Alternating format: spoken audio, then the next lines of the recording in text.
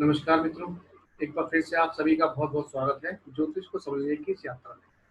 तो मित्रों, अपनी इस यात्रा में पिछली वीडियो में हमने बात की थी धन योग के बारे में कि हमारे पास कितना धन आएगा, किस दशा में आएगा, इस सब के बारे में हमने बात की थी।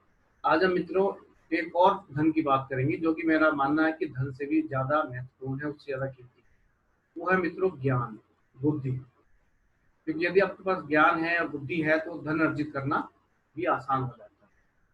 तो मित्रों, आज हम बात करेंगे ज्ञान योग के बारे में। इसे कहते हैं धीमानता योग, निपुण योग भी कहते हैं।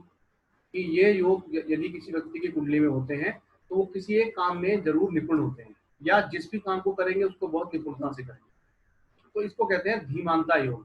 धी माने बुद्धि और मानता माने इसमें बुद्धि की भरपूर मात्रा है, उसके पास बहुत बुद्धिमान बुद्धिशाली व्यक्ति है।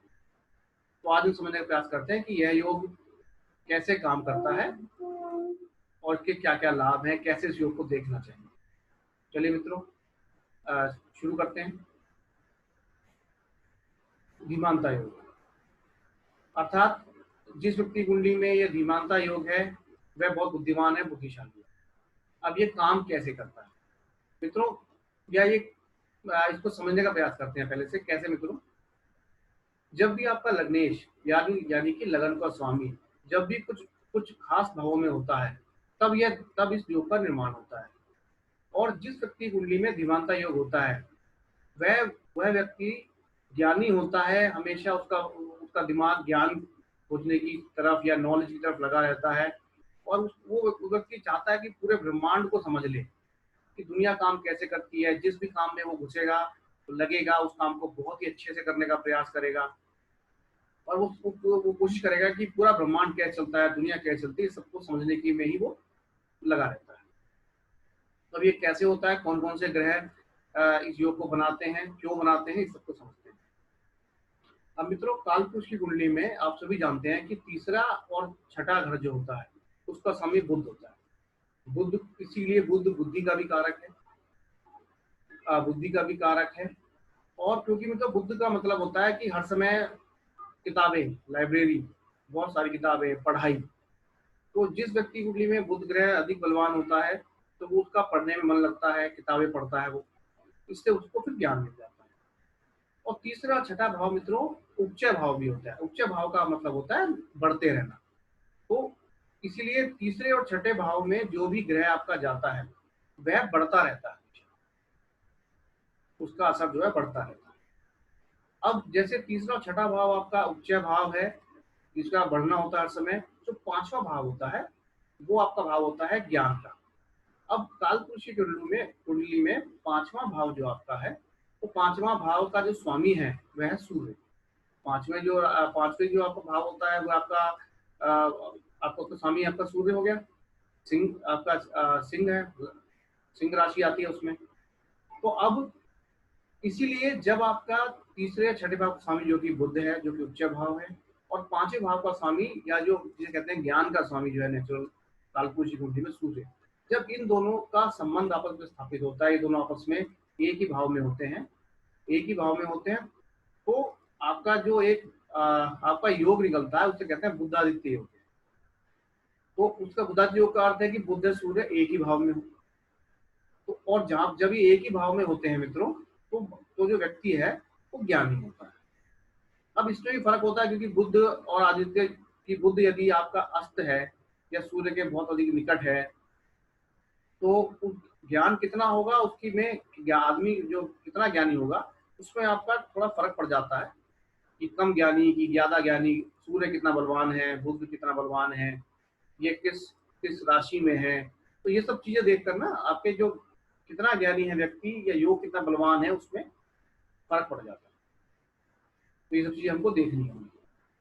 तो अब हम चलते हैं, हमने समझ लिया कि धीमंत योग बनने के लिए आपका जो लग्नेश है वो तीसरा, छठा भाव और पांचवा भाव या इन भाव के स्वामी के साथ उनका संबंध यदि स्थापित हो रहा है तो ये योग होता है। अब इसका हम नियम एक बार समझ लेते हैं। नियम क्या है, यदि लगन का स्वामी या लग्नेश इनमें से किसी भी भाव में हो, यानी कि वह यदि लग्नेश आपका तीसरे भाव में है, लग्नेश आपका पांचवें भाव में है, लग्नेश आपका छठे भाव में है, तो आपकी कुंडली में धीमानता योग होगा या निपुण योग होगा। तो आप किसी एक कार्य को करने में बहुत अच्छे से करेंगे, या जिस भी कार्य को करेंगे उसको बहुत अच्छे से निपुण हो जाएंगे।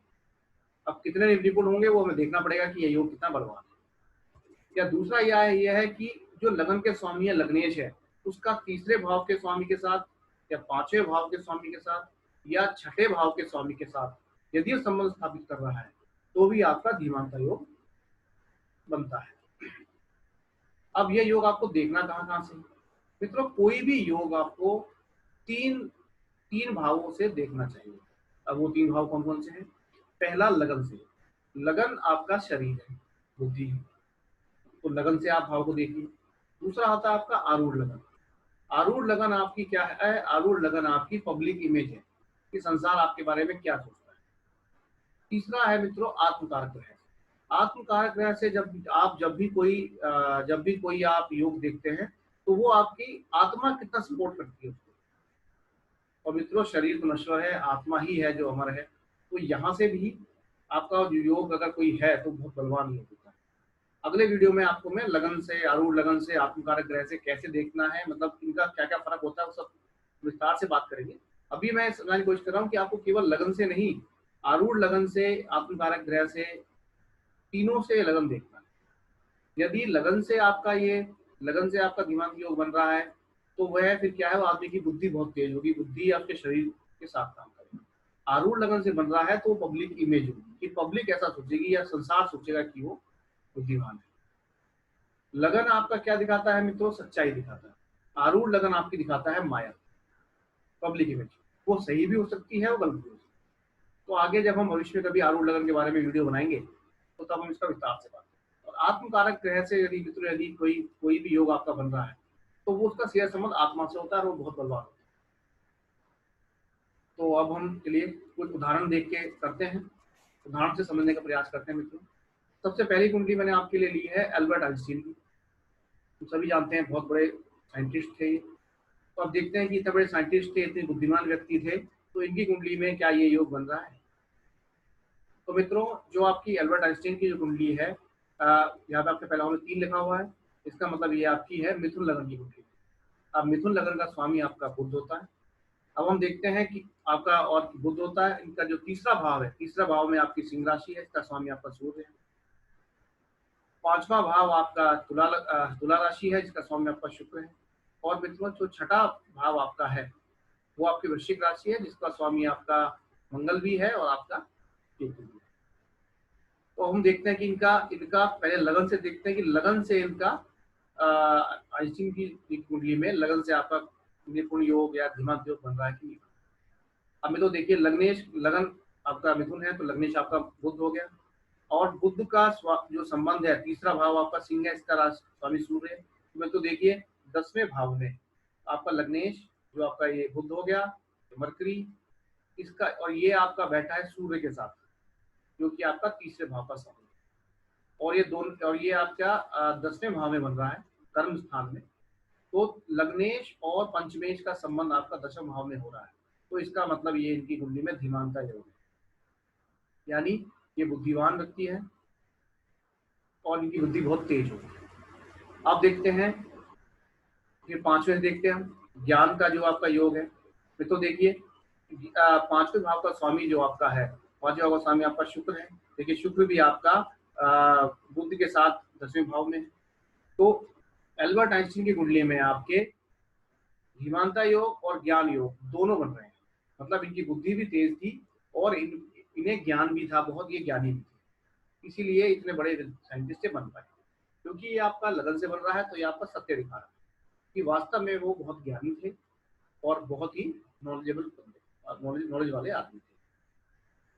अब हम दोबारा देखते हैं हम, क्योंकि उनकी जो पब्लिक इमेज थी वही बहुत ज्ञानी पुरुष की थी, तो समझ लीजिएगा। तो अब हम देखते हैं आरूढ़ लगन से।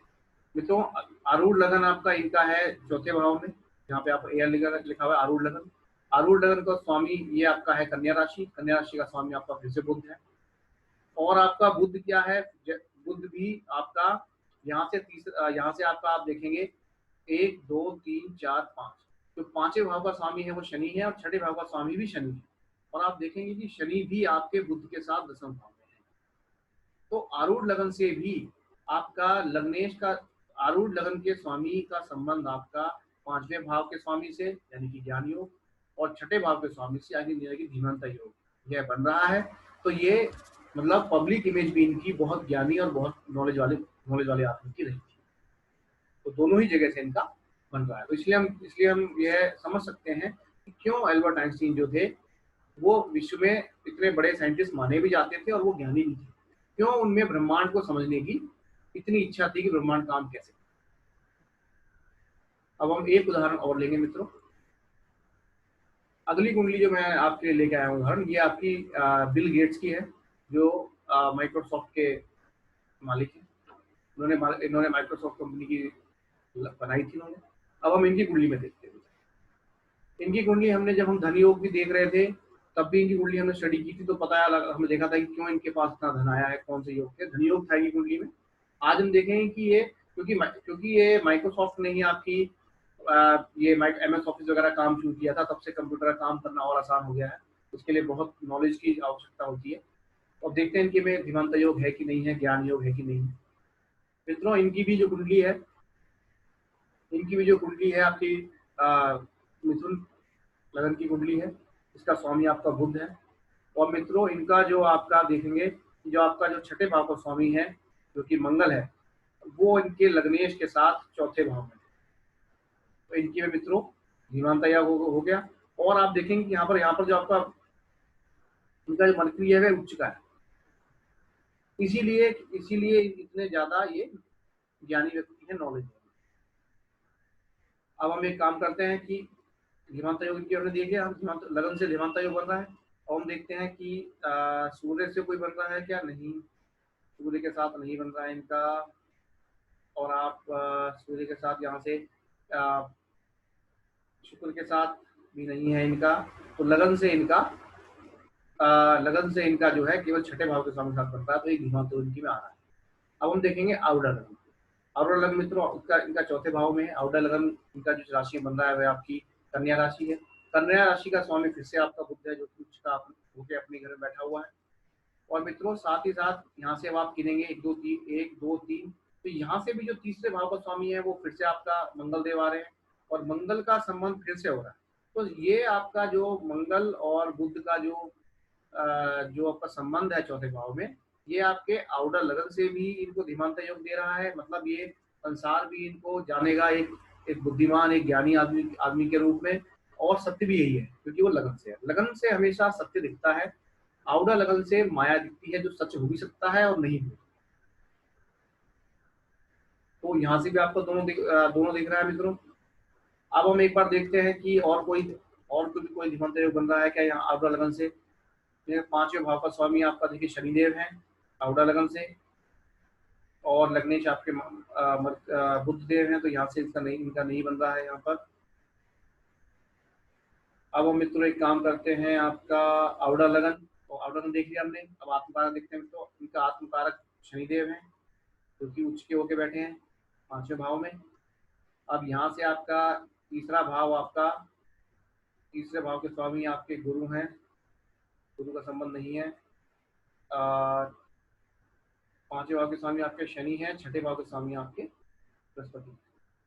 तो शनिदेव का भी, हाँ अब ये देखिए आपका कि जो आपके पांचवें भाव के स्वामी है शनिदेव, वह आपके यहाँ के आपके जो आत्मकारक, जो आपका आत्मकारक ग्रह है उसके स्वामी राशि के साथ संबंध स्थापित करते हैं। तो आत्मकारक ग्रह से भी इनका एक धीमांता योग बन रहा है। तो इस वजह से इनकी क्या है कि इसलिए इतना स्ट्रांग है। आत्मकारक ग्रह से जो भी आपके योग बनते हैं वह बहुत मजबूत होते हैं और जीवन में जरूर असर दिखाते हैं। तो यहाँ से भी इनके आपने देख लिया कि आपके धीमांता योग बन रहा है दोनों का। तो अब हमने 2 कुंडलियां देख ली है मित्रों, 2 कुंडलियां देख ली हैं, अपने प्रिंसिपल को लगा के देख लिया है। अब आप भी अपनी कुंडली में तो इसका अभ्यास करें, लगाने की कोशिश करें, ट्राई करें। और यदि कोई कंफ्यूजन आपकी रह गई है या इस योग के बारे में और कुछ आपको पता करना है तो आप मेरे कमेंट बॉक्स में जाके कमेंट कर सकते हैं। इससे मित्रों क्या है, हम अपने बच्चों की कुंडली भी देख सकते हैं। आप अपने जो आपकी संतान है, आपके बच्चे हैं, उनकी कुंडली देखिए और देखिए कल को वो बच्चे कितने बड़े ज्ञानी बनेंगे, वहाँ पर भी आप लगा के देख सकते हैं। तो मित्रों इसको कीजिए, अभ्यास कीजिए। आज के इस योग में इतना ही। तो मेरे साथ रहने के लिए मित्रों आप सभी का बहुत बहुत धन्यवाद। नमस्कार।